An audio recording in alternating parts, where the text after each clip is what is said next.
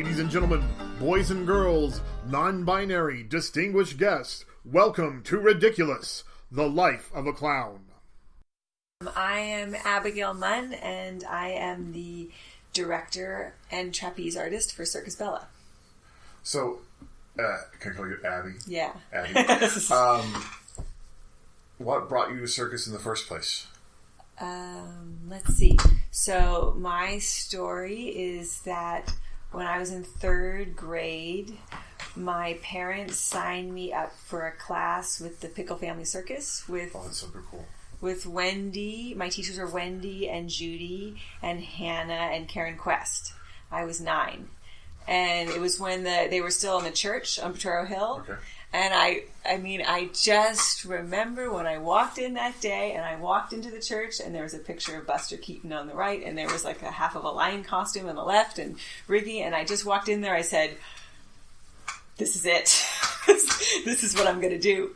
And so I took classes. I was in the little Saturday youth program with Wendy and Hannah and Judy on Saturday mornings. Who is Hannah? I don't recognize that name. Hannah Kahn. Okay. She does, she teaches with Prescott now, but, so with Hannah Kahn. And those Saturday classes, and then Lu Yi came, and I was actually, this is a little known fact, I was one of Lu Yi's first students. Is that a problem? No, we're just going to deal with it. It's just going to be in the podcast. They're seismically retrofitting the building, and they haven't made any noise for the last 2 hours, and they started right now. Okay, that's great. Well, I think what they're doing is trying to knock down structural support walls to see if the building will fall down or not. And if it doesn't, then they put some girders on them and say, okay, you're safe. That's great. But if not, if the building falls down during the podcast, we have a record. Exactly. Anyway, so I took this class, and then when Louis came, I started taking. I was one of the first group of his kids when he first started. I was on Potrero Hill, but at that time there was a kind of a language thing, and. I don't know it was just like there were some quite cultural differences in teaching children, and all of our American parents were freaked out by the Chinese.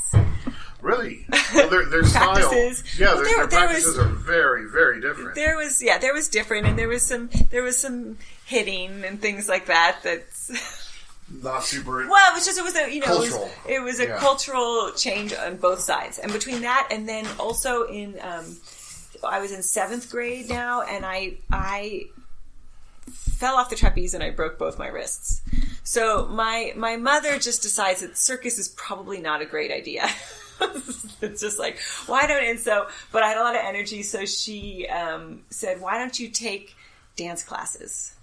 Okay. So I was taking dance classes. Actually, before that, though, I was in this little youth performance troupe with Beth and Aiden and Vasily and my sister, and we were all in this youth, and I was actually performed in the last Pickle Family Circus outdoor show in Glen Park. Oh, that's so great. And with Joan Queenie was the clown. Queenie Moon. Yeah, I have pictures. So you could put them on Was Gilkey still? Gilkey was around. I was a kid. I don't really remember. I didn't know what I was being. I was. I had no idea. I stood on a globe, but we was kind of typical youth circus, and I did a little bit of rolling globe and cartwheels, pretty much. low skill, high cute. And this was 1989. I was in 5th grade.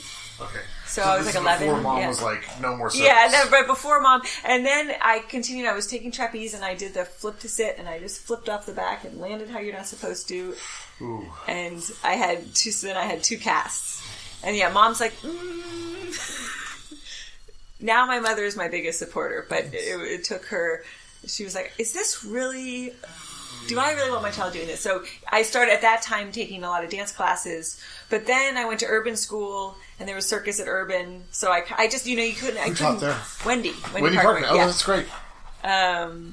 Which I already, so it was just sort of continuing in that. And then I went to college and I got a degree in modern dance, but then as soon as I got back to San Francisco, that was 2002, cast in a little weird theatrical circus production called Circus Proboscis, and I was supposed to do choreography and be a actor for that.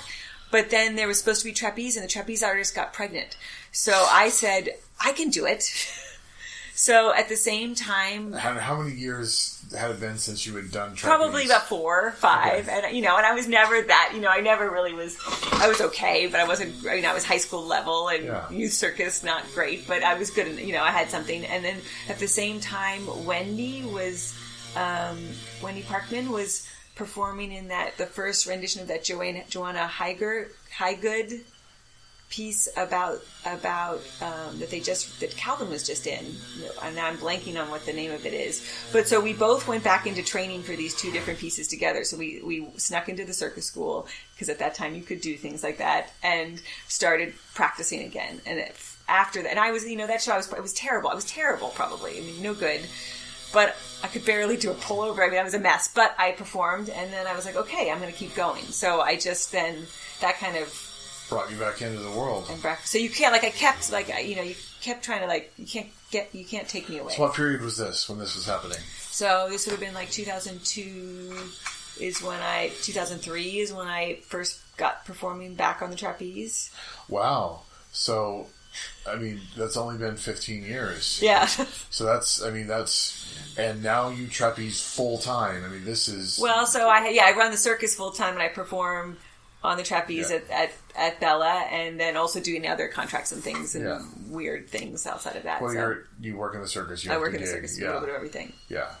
So, so let's get into, your relationship with David. Yes. And then how Bella happened. So David and I are the co-founders. Yeah, I could never... David Hunt and I are the co-founders of Circus Bella. And the whole story, and this is... David and I always smile when we tell this, because we both have our own slight different variations, as all creation stories do. But... we started the company, I think it would have been, so in 2005, summer of 2004, somewhere in 2004 to 2005, we were both teaching circus summer camp at the Circus Center together. Okay. And because of some politics or whatever, I wasn't allowed to teach trapeze, but I was teaching juggling. And at the time, I could barely juggle. What? Yeah, I was low on the totem pole. So they just put me teaching. So David and I were paired together to teach juggling. David can juggle well. Now I'm getting better. But I could... So it was 2 coaches, only one could juggle, had to put a bunch of kids in an act who couldn't juggle for those, the weekly or the bi-weekly shows or whatever. So, but David and I really became friends during that, and we really realized we had some similarities in what we believed in about circus and I think aesthetics and just working together. And then he was, I don't know if it was the next spring or if it was that spring, it's all getting a little foggy, but he was going off on tour with this little show called the s02e02 Circus. And I said, hey, if they need a trapeze artist, give me a call. And sure enough... They're Italian, yeah? They're Italian. They're actually physically in another country. Oh, no, they're here. Okay. They're here. It's an Italian family, little, small, cute tent show. They... have a great season now. There were many generations. Alberto Zoppe is the patriarch of the family, and he was with Ringling and was actually in the movie The Greatest Show on Earth. Oh, nice. So, anyway, so he... I don't know where I've lost myself entirely. You can just edit things, but help me. So David was going off on tour with Zoppe. Yeah, so then I got a call from David, said, hey, they need a trapeze artist. Do you want to... How fast can you get to Chicago? So I remember I was in Connecticut at a time on a little family reunion. I said, okay, I got to get back to San Francisco, pick up my trapeze. I can be there in 2 weeks.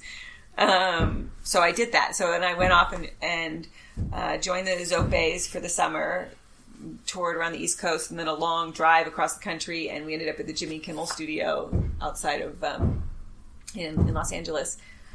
And during this time, David and I were just talking about how we need to bring the idea of One Ring Circus back to the Bay Area. and also my roots with Pickle Family Circus and how, this outdoor one-ring circus is still, it's still like a vision in our people's minds. I grew up in my whole generation of people from San Francisco grew up going to the Pickle Family Circus, so it's still like a remembrance. And before that, and Make a Circus too, and it's still a remembrance. And so, could we bring this back? Is this possible? So we were just talking about it. But we're working for the s02e02 Circus is so hard, and it's and I don't want to go down this road today, but let's just say that, relations between men and women are quite antique. And, and as a result, I was struggling, a little bit. So, but at the same time, it's kind of was one of the best experiences of my life, one of the worst experiences of my life. But you get your chops as a performer. And I came out of that summer, if you can perform in a drippy tent in 102-degree humidity, you can do over sawdust, you can do anything. And so, so we came back, and then David and I barely spoke for maybe a year, and then he had some pictures or something he had to give to me from the s02e02 tour, and we met for lunch at the Hard Knocks Cafe, and we both said, we're still thinking about this idea. Is this possible? Could we do this? And then we're like, yeah, let's think of what we could do. And then maybe like serendipitously, maybe a week later, a winery called Bella Winery called us and said, "Hey, Abby, I heard you had a circus." And I said, yes. Of course you did. Why would you? I mean, if that's, yes. you work in this industry. Of course you're going to say yes. So I said yes, and then I called Dave, and then and it was basically that we had enough budget to do a small little show. So I called David and I said, "Hey, David, we have a gig," and so that was the kind of the first thing. And then we would have these meetings at Boogaloo's on Valencia every Thursday morning. We're actually going to have a meeting just to, Boogaloo's just reopened. And so we're going to have a little meeting next Thursday just for fun. But, so we met every Thursday and sort of talked about, what's important to us, a ring, acts, a live band. And with that, we started to then also, the two of us also started training together and just working on tricks and working on just kind of spending just time and processing and all of that. That's where I learned to stand on his head. And that's, we have a couple little, and we're just to kind of process and kind of go through this kind of creative incubation while we sort of decided what direction the company was going to go. And then we did this show, and the show was, we did 3 20-minute shows. And we had a cast of, I think, 4 or 5 and a band of 4. So who was in your cast that first show? It was Bronkar. I hope I don't miss anybody. Abigail, David, Bronkar, Jenny Johnson, and Ember. Ember is a contortionist? Yeah, I remember. And then we had Scotty the Blue Bunny around. I don't remember if it was the first year or the second year. It was just kind of extra person. And then we had Rob and Ralph Carney and Ara Anderson and Aaron Kerbel is the band. Nice. Very small little. And Ralph Carney's still in the band, and Ralph Carney passed away last year. Passed away. Yeah, sorry.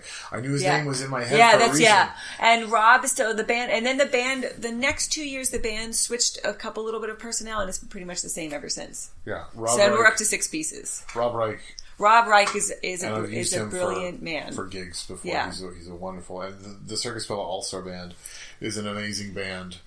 Just in their own right, aside from absolutely, they can stand alone. We always, before shows, we say, be brave, be funny, be safe, be better than the band. Something like that. So, we did that first show, and there's a funny picture of David and I after that first show. It almost did us in. But then we said we have to do this again. So we kind of jumped on to this. There was this free event going on in Dolores Park, hosted by, I don't even really know what it was exactly, but it was somehow connected with the people that were just becoming our fiscal sponsors. And so it was some sort of free art fair in Dolores Park. And we just said, okay, we're going to do our show. And I mean, I remember, I think I had $25 in the bank at the moment. I had nothing, and we paid everybody nothing. And we're like, we just need to produce this show open to the public once. And at this point, I think the show is 30 minutes long. But we just have to do it once. And so people can see it, and we can get a video, and then we can start getting gigs and people. Somebody, my dear friend Rob Rogers, who has since moved to Berlin, but he told Linda Lucero, go see this show. Oh, nice. Check out this project. This could be something. This could be great. So she came to the show, and then we got our first booking at Yerba Buena Gardens Festival. And she runs the Yerba Buena Gardens Festival, exactly, the art festival, and they have been such amazing supporters of Circus Bella and our work. We really wouldn't be here. We were artists in residence for them for quite a few years. We really wouldn't be. They've allowed us to produce work and grow. I can't. Linda's amazing. That's wonderful. Linda's amazing. So that's kind of the beginning story. So let's talk a little bit about the physicality and the logistics. You're not a tented show. No, we're outside. Yeah. But you've got a ring. You've got a ring tarp. Just tell us about how these things came, because I don't think you just suddenly had everything put together all at once. These are things that came to you. Like, for quite a while, you were using the ring from the Circus Center. Yeah. So the first piece of equipment we got of our own was our tarp. And our tarp has been with us for almost every show we've ever performed. My dad was the lighting director for the opera, and his best friend was the head of the scene shop. So we went so I have some support. So we went, actually that tarp was painted at the San Francisco Opera scene shop by two old guys, who helped me do that. That was our first piece. And the first show, we had no backstage curtain. We all just stood still in the back. And then our first backdrop was IKEA curtains and like pipe and drape on David's old slack line poles. Oh wow! With lots of little string and sandbags, and it took us forever to put up. And then so we did that for many years, and lots of little knots, and it was just kind of, Mark Wessels was really the only one that could put it all together.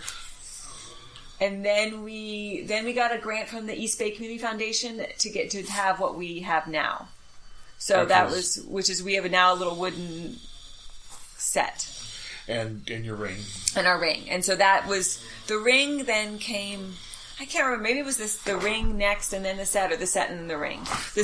The ring was built at UC Davis, because then my dad was working at UC Davis, so we got the scene shop at UC Davis to build it for us at a very discounted price. That's great. It's a beautiful ring, and it's a lot better than the fiberglass. Oh yeah, you got to be able to stand on your ring, and the fiberglass. I mean, Circus Bella certainly put a few notches in that. Yeah. No, I remember many years. I remember when I was the director of special projects, whatever it was at Circus Center, and the ring coming in and out a lot. So where are you? We can kind of jump past the middle a little bit. Yeah. Where are you guys now? Well, we are right now. Our summer season is going strong. We just finished our 10th Circus in the Park season, so now our show goes about. Last summer we did 14 shows in 10 locations. So that's, almost at rerun every weekend from mid-June through end of July. But it's hard and it's tenuous and it's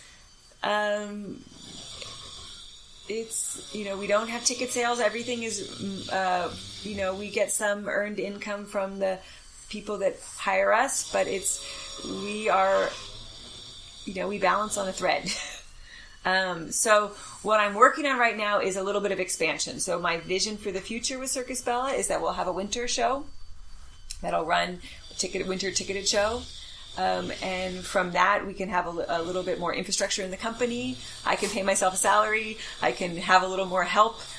And then with that, we can expand the summer shows to possibly go to more places that the people that the winter show can't reach. So, I see the winter show being, we can, with indoors or in a tent with rigging, we can do acts that we can't do outside, and we can do a lot, in some ways a lot more. But, I think Circus Bella, our commitment is to the audience and to the people. So we can't, these communities that we've been going to every year who are expecting us to come, and it's becoming a part, we're at a place for 10 years. Kids have grown up with Circus Bella, which is cool, and so we can't, I'm not going to just, move on from that. And the Circus in the Parks is such a important part of our programming. So I kind of see the summer, the season going, or our year going into 2 parts. More circus. More circus. This is probably a better topic for David, but David's not here. So let's talk a little bit about the relationship between Prescott and Circus Bella. So what happened, Prescott's always been since the beginning. Prescott Circus Theater. Prescott Circus Theater. How do I explain this? Well, they're... I'm just trying to think about my words for a moment. So Prescott Circus Theater is an amazing performance troupe out of West Oakland, primarily Prescott Elementary School, but they have some satellite programs as well. And I don't ever remember the right, because dates elude me. It all just seems like 1 year. But about 2014, 2015, somewhere, I think May 13, 14, I think, actually, somewhere in there. David became executive director at Prescott Circus Theater. And at that point, he stepped down from most of the roles of Circus Bella. That said, he's one of my dearest friends. I look to him for advice, for somebody to riff off of, for an honest opinion. And he's so important to the creation of Circus Bella that he's still around. And actually, last year he took a season off 2 years ago, but last year he came back. He's our ringmaster now, so he's still around. And what is really exciting is now there's this partnership of 2 organizations. Circus Bella doesn't have a school. I personally don't have a vision of teaching youth. It's not. I believe that youth should come up through circus, but that's not my vision is creating circus. So what's great is here is this amazing professional program that's right along, that works together with Circus Bella. So Prescott, their shows can stand alone on their own. It's just an amazing program. So, but we have students from that program perform at most of our shows in the summer. They perform their Stilt Dance Higher Ground, and then we're also, as of last year, through this amazing grant from the California Arts Council, had our first official year as our apprentice program. So nice. We can pull, the idea would be eventually is that as, giving a sort of a next step and another level for Prescott students who are interested to aspire to have some next levels of growth in the field of circus. That's great. Derek has been on the podcast as well. Oh, I love Derek. My recollection is that at least 1 year, at least for me, you guys, when I was still running the Picklewater Free Circus Festival, there was a whole Prescott show before your show. Right. So, because during the summer, they have more than just they actually produce, as part of their summer program, a whole 50-minute show. So they have, there's jugglers and acrobatics, and they do a lot. So there was that 1 year that we did the Prescott set and then the Bella set. That was very cool. That was amazing. That was wonderful.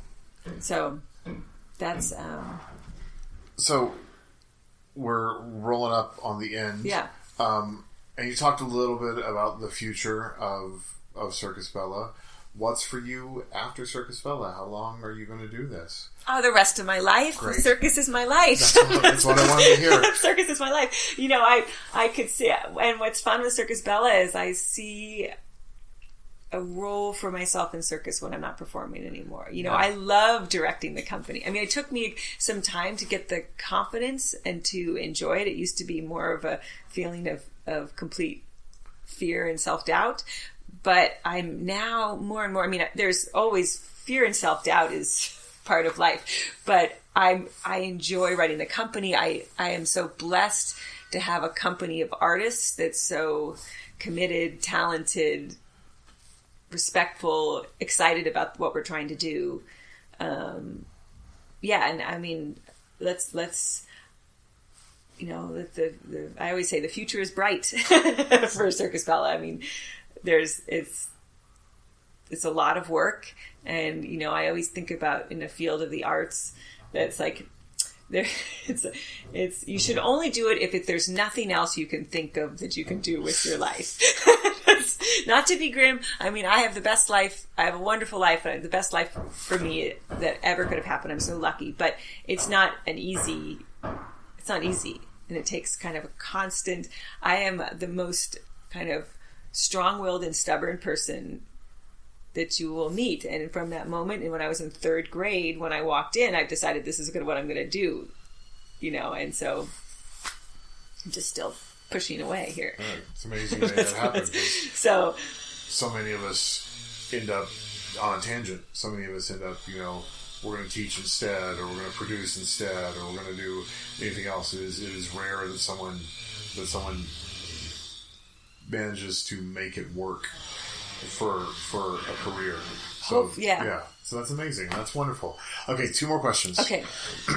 Well, the next one's kind of esoteric. Great. Of all of the media that inspires you as an artist, as a creator, movies, TV, music, plays, whatever. Yeah. What are some pieces of media that you feel are maybe that inspire you, that are maybe underrated or people should be more aware of? That's such a big question. I don't know. I'm always inspired. Music for me is the most inspiring thing. I'm always someone who likes to listen. And, it's why we have a live band. And I love, and the working with live music, there's nothing better. I personally, weird esoteric jazz from the 50s. What else do I love? I love to cook and I love to eat, and I think flavors and colors and what other things inspire me? I mean, I'm all over the place. I think go out, my feel is go out and see as much as you possibly can. I love Vermeer paintings because of the color blue in Vermeer paintings, and I love I'm trying to think of what, roaming around and finding I love going to galleries and finding unexpected paintings. I love modern dance. I have a degree in modern dance. I love dance, and I often look to dance, I think, as an inspiration. I mean, when we were designing our kind of current set of costumes, because we can't afford to every year have a set of costumes, so we're going to kind of have this base, but I always look to the Matisse designs for the Ballet Russe in the 30s. I think a lot of the work in the 20s and 30s has always just been... I love 50s MGM musicals. I love opera. I go to the opera as much as possible because it's obtuse and weird and too much, and I love that. I just saw some of the Ring cycle, and I was like, just... 5 hours of Wagner, I thought it was gonna be too much, but I could have stayed for another, So, what else? Okay. Is that good? That's good for that question. That's a lot of stuff. I love things. It's important. Okay, if you could tag 5 other people to be, we normally say clowns, but we've opened it up to circus in general. 5 other people to be on this podcast after you. No, sorry, 3. 3. 5 is too many. That's too hard. Yeah. 3 other people to be on this podcast after you. Who would they be? Well, you got to get David Hunt in here. Yes. Have to email him about a gig right after this. Yeah. Got to get Dave. What about Veronica Blair? I have not had Veronica Blair. You should get Veronica. Veronica Blair does trapeze. She does straps. I knew it was aerial or something. Aerial stuff. She toured with Universal for a long time. Oh, great. And then also has this whole Uncle Junior project where she's been researching African American circus performers whose stories have been lost. Oh, that's amazing. Yeah, that should be great. Okay, one more person. Okay. You already had Tariq? Mm-hmm. He was excellent. And you had Natasha a long time ago. Natasha Kaluza has been on the podcast, I think, 3 times. Yeah, right. Fair enough. And always welcome back. I'm always welcoming Natasha back whenever I can. I mean, have you had Joel Baker? We have not had Joel Baker. You have Joel Baker. Joel Baker. Okay, that's a good one. He's only in town for a brief amount of time. Yeah. I'll have to email him.